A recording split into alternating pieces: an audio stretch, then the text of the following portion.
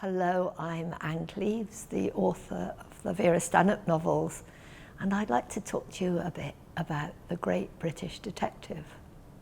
The British detective has changed over the years because between the wars, what we call the golden age of classic British crime writing, the detective was usually affluent and amateur, very much in the way of sport. You know, you had the gentlemen and the players, and the detective was always a gentleman, Lord Peter Wimsey or Albert Campion, who was, I think, a born aristocrat. And so that was a very different way of solving crimes. They were always slightly more intelligent than the detectives that they came across, the professionals that they came across in their work. But I think things changed a lot more recently. Even into the 60s, P.D. James's Adam Dalgliesh still had that sense of being, he might have been a paid detective, but he was a poet, and he had that air of being slightly superior to the other people that he was working with.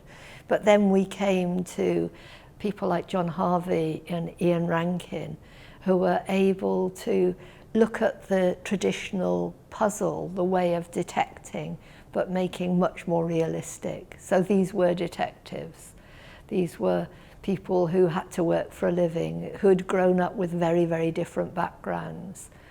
And since then, I think almost anything goes, that there are people who are writing still quite gentle domestic mysteries that hark back to the golden age, but then much more hard-hitting police procedurals too. I was always a fan of detective novels. I think I started very much with the golden age, so I did read people like Marjorie Allingham and Dorothy L. Sayers. I read Agatha Christie, but I never really liked Christie. She seemed a bit cold and ruthless, and it was very much about plot. But if you think back, she wrote the first British serial killers, probably, and she killed schoolgirls without a moment's qualm. It was, and I never believed in Hercule Poirot, and Miss Marple was a bit better, but she still didn't seem very real to me. Whereas I was passionately in love with Peter Wimsey, as I suspect Dorothy Sayers was. So came to them that way. And then I think the next things that I read that really did influence me were translated authors.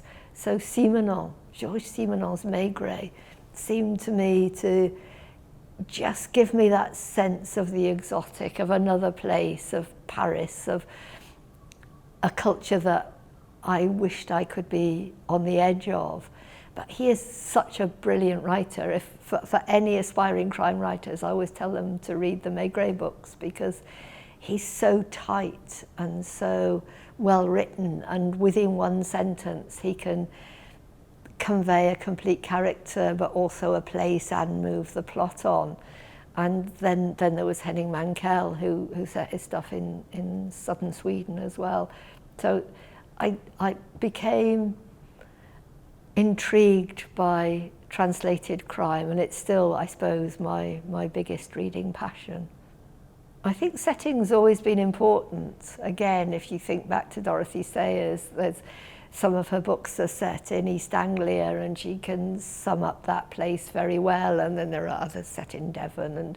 And for Marjorie Allingham, I think The Tiger in the Smoke, an Albert Campion book, has that real sense of London post-war, with the fog and the kind of desolation and the desperation that came after the war.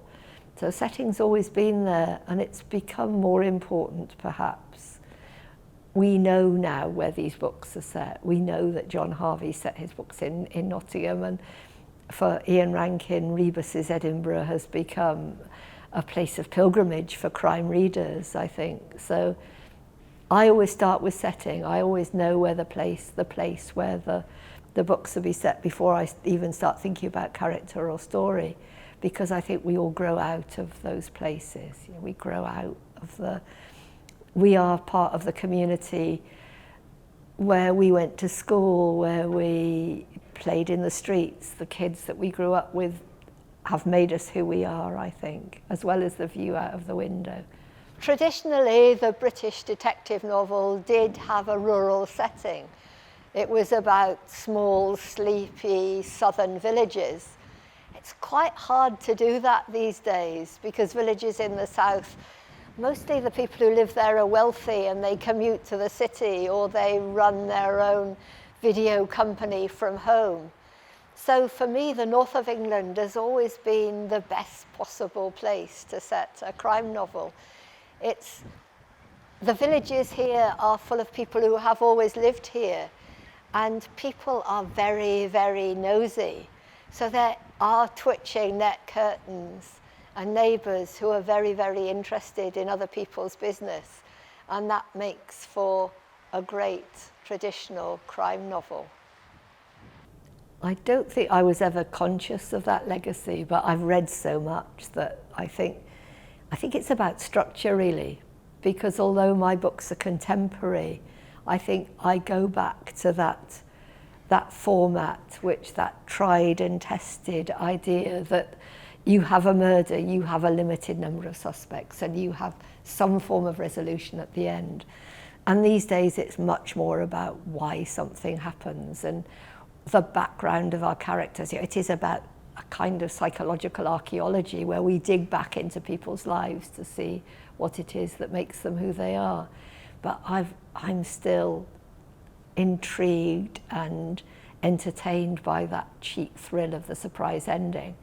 And I think I do quite like trying to give that to my readers too. It's not the most important thing about the book, but I think it's a bit special if at the end the readers can say, I never realised it was him and I should have known all along. I think the British detective has endured because in one sense it's very domestic. Even the quite gritty, hard-boiled ones are about family and about community and what holds people together and what makes them fall apart. And wherever you live in the world, you grow up in a family and a community and you understand the importance of that. We don't do so much the loners in the mean streets. We do the murder within the home, and I think that's what people can relate to, and that's what actually makes it much more scary, because it brings it home. It brings that violence and that unsettling undercurrent right into your life, into your personal life. I hope you enjoy The Great British Detective as much as I do. Thanks so much for watching, and goodbye.